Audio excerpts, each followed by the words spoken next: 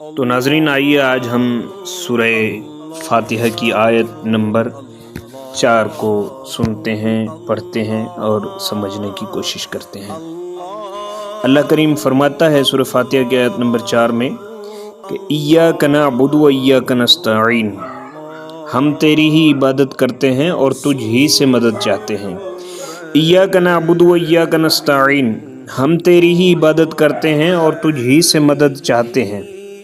اس سے پہلی آیات میں بیان ہوا کہ ہر طرح کی حمد و ثنا کا حقیقی مستحق اللہ تعالیٰ ہے، جو کہ سب جہانوں کا پالنے والا، بہت مہربان اور رحم فرمانے والا ہے۔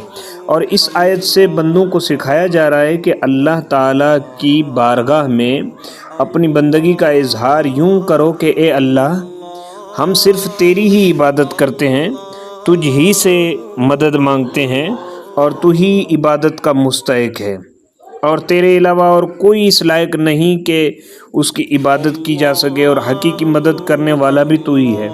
تیری اجازت اور مرضی کے بغیر کوئی کسی قسم کی ظاہری یا باطنی، جسمانی، روحانی، چھوٹی بڑی کوئی مدد نہیں کر سکتا۔ اب عبادت اور تعظیم میں فرق جان لیں۔ عبادت کا مفہوم بہت واضح ہے، سمجھنے کے لیے اتنا ہی کافی ہے کہ کسی کو عبادت کے لائق سمجھتے ہوئے اس کی کسی قسم کی تعظیم کرنا عبادت کہلاتا ہے، اور اگر عبادت کے لائق نہ سمجھیں تو وہ محض تعظیم ہوگی، عبادت نہیں کہلائے گی۔ جیسے نماز میں ہاتھ باندھ کر کھڑے ہونا عبادت ہے، لیکن یہی نماز کی طرح ہاتھ باندھ کر کھڑا ہونا استاد، پیر یا ماں باپ کے لیے ہو تو محض تعظیم ہے، عبادت نہیں۔ اور دونوں میں فرق وہی ہے جو ابھی بیان کیا گیا ہے۔ اب آیت ایاک نعبد سے معلوم ہونے والی اہم باتیں۔ آیت میں جمع کے صیغے ہیں، جیسے ہم تیری ہی عبادت کرتے ہیں۔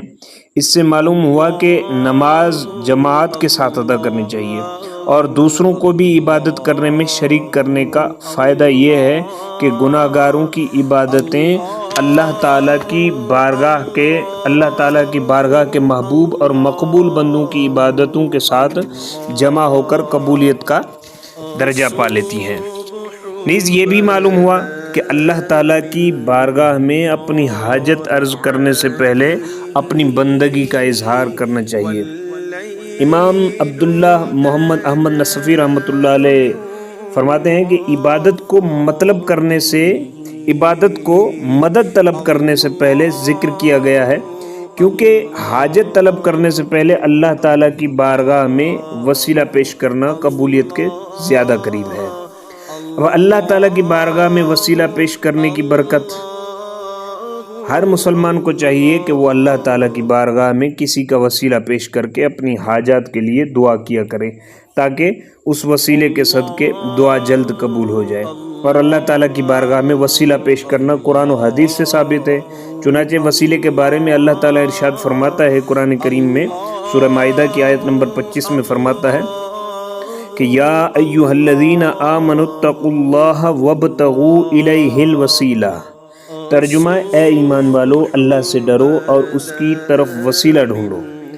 اور سنن ابن ماجہ میں ہے کہ ایک نابینا صحابی بارگاہ رسالت میں حاضر ہوئے اور حاضر ہو کر دعا کے طالب ہوئے، تو آپ علیہ السلام نے انہیں اس طرح دعا مانگنے کا حکم دیا۔ پیارے آقا علیہ السلام نے اس طرح دعا مانگنے کا حکم دیا۔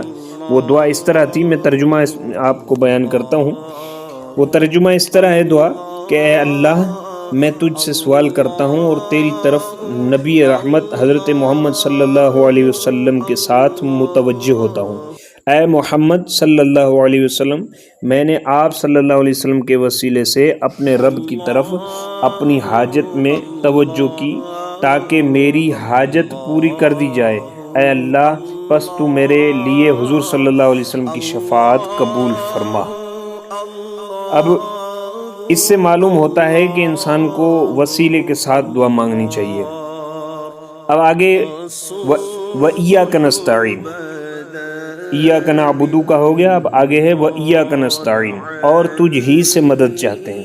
اس آیت میں بیان کیا گیا کہ مدد طلب کرنا خواہ واسطے کے ساتھ ہو یا واسطے کے بغیر ہو، ہر طرح سے اللہ تعالیٰ کے ساتھ خاص ہے، اور اللہ تعالیٰ کی ذات ہی ایسی ہے جس سے حقیقی طور پر مدد طلب کی جائے۔ اعلیٰ حضرت رحمۃ اللہ علیہ فرماتے ہیں کہ حقیقی مدد